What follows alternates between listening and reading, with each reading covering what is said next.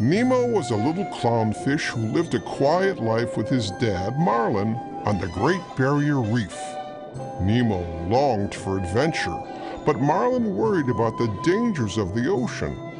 He barely let Nemo out of his sight. Nemo. Marlin. Mr. Ray.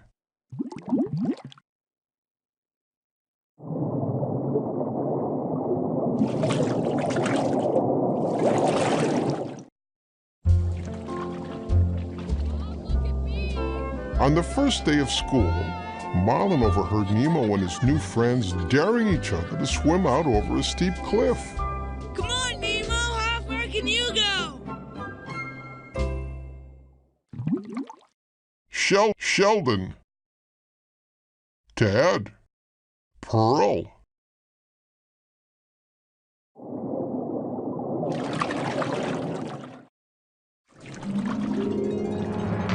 Marlin panicked.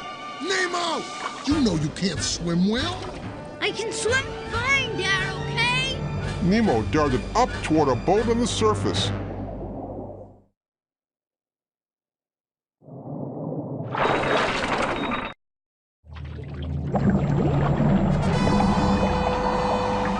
As Nemo swam, a diver appeared behind him. The diver pulled out a net and caught Nemo.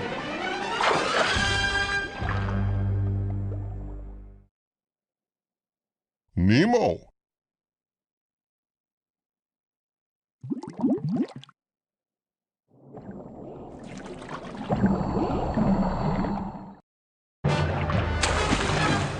Then he returned to his boat and sped off, accidentally knocking one of his masks overboard. Marlin chased after the boat, but it was too fast. Has anybody seen a boat? Please!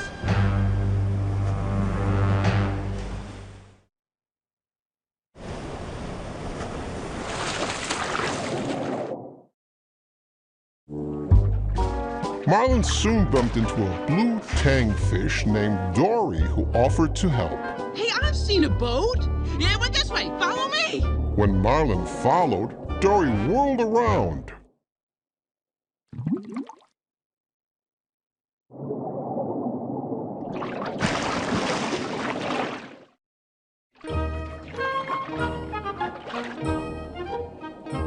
Stop following me, okay?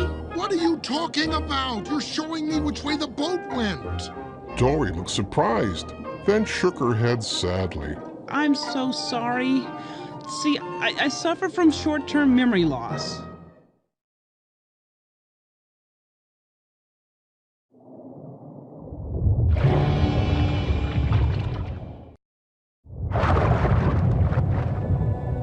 Figuring Dory couldn't help him, Marlin turned to leave and found himself face to face with a shark. Bruce.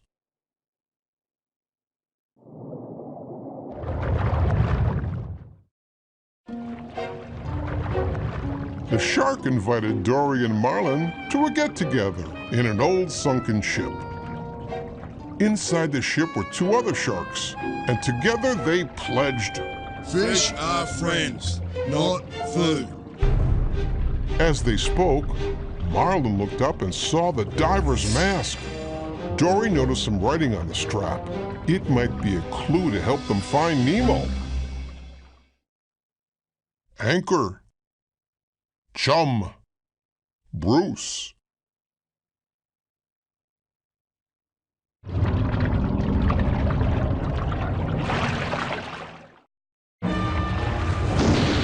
Marlin and Dory quickly left the party carrying the mask.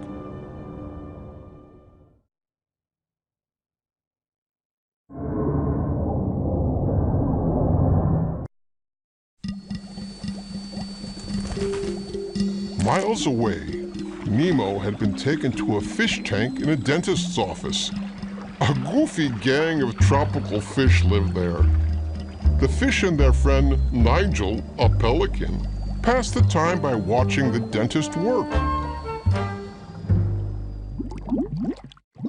Deb and Flo, gurgle, bloat, Bubbles, Nigel, Peach, bloat.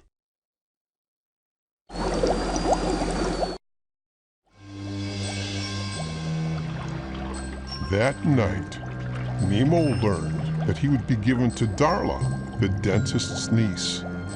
The tank gang warned him that Darla's fish never lived for very long. Their leader, Gil, took charge. We're gonna help him escape.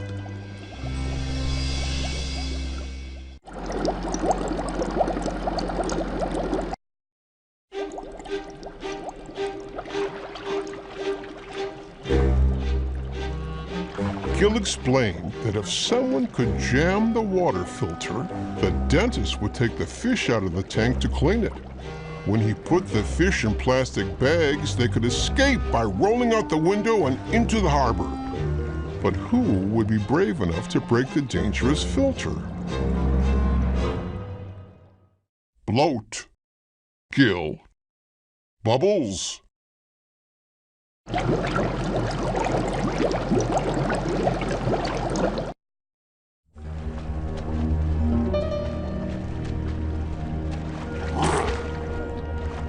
Deep in the ocean, Dory and Marlin were in a dark canyon.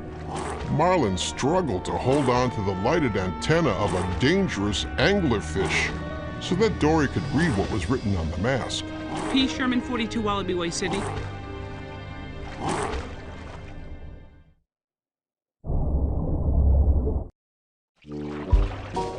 Marlin and Dory headed for Sydney. Suddenly, Dory bumped into a teeny tiny jellyfish. I shall call him Squishy, and he shall be mine. But Squishy wasn't alone.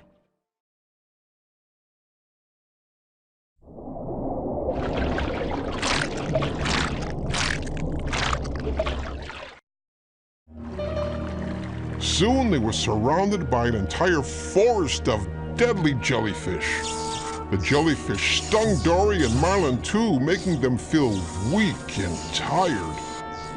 As the ocean faded around him, the last thing Marlin saw was the shadow of a giant sea turtle.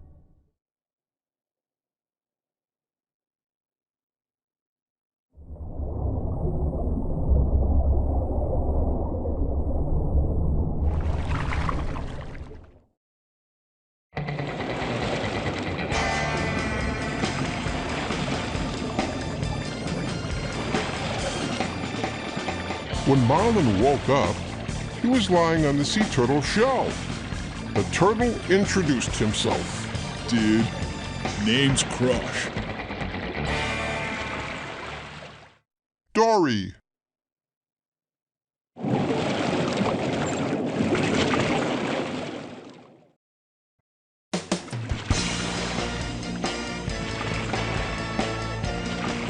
Marlin told Crush and his son Squirt the story of the search for Nemo. Squirt told the story to a lobster, the lobster told a dolphin, and soon the news spread all the way to Sydney, where Nigel the pelican heard it.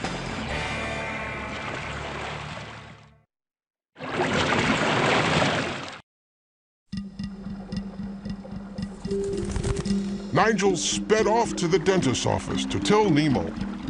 Your dad's been fighting the entire ocean looking for you. And the word is he's headed this way right now to Sydney. Really? Nemo realized that if he was ever going to get home, he had to be brave too.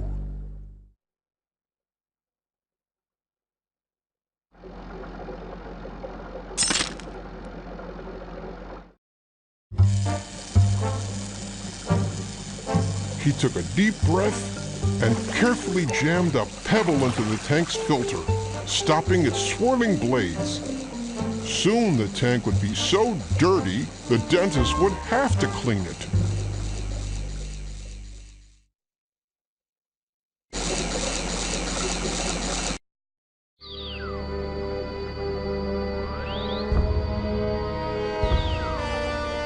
But in the morning, the tank was still clean.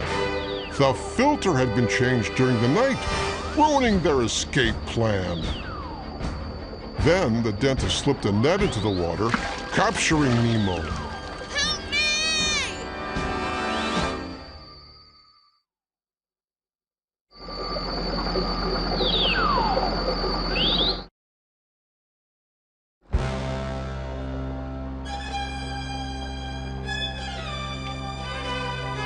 The dentist started to hand Darla the bag, but then he saw Nemo inside, belly up.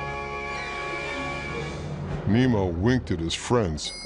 He was only pretending to be dead. The gang cheered. He's gonna get flushed down the toilet. He's gonna get out of here.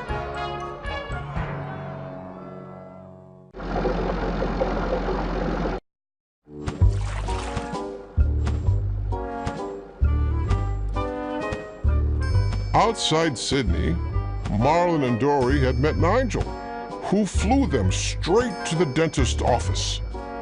The pelican soared inside with the two fish in his beak.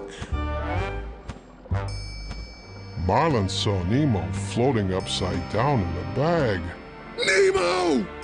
Marlin thought his son was dead.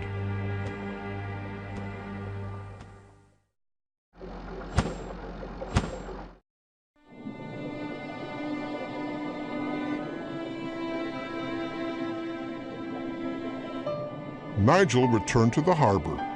He dropped Marlin and Dory into the water. Marlin swam out to sea, leaving Dory. We were too late. I'm going home now.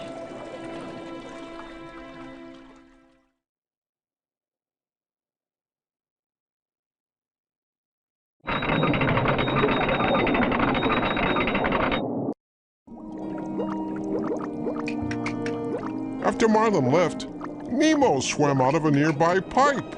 He had been flushed. Nemo spotted Dory swimming in circles. Are you all right? I'm Nemo. You're Nemo! Dory hugged him happily.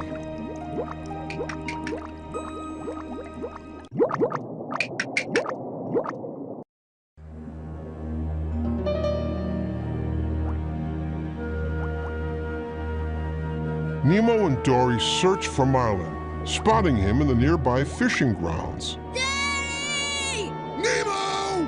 I'm coming, Nemo! As they swam toward each other, a big net dropped into the water and captured lots of fish, including Dory. But Nemo knew exactly what to do. Tell all the fish to swim down!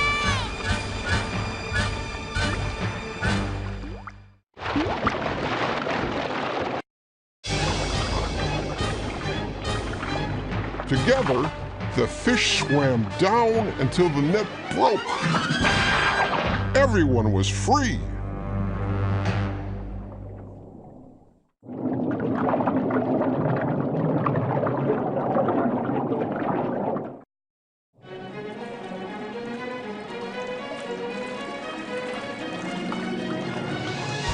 Several weeks later, Nemo was back home and ready for school. This time, Marlin was ready too. He knew that his son could take care of himself. Nemo waved as he swam away. He swam back and hugged Marlin. Love you, Dad. Marlin smiled. I love you too, son. Now go have an adventure.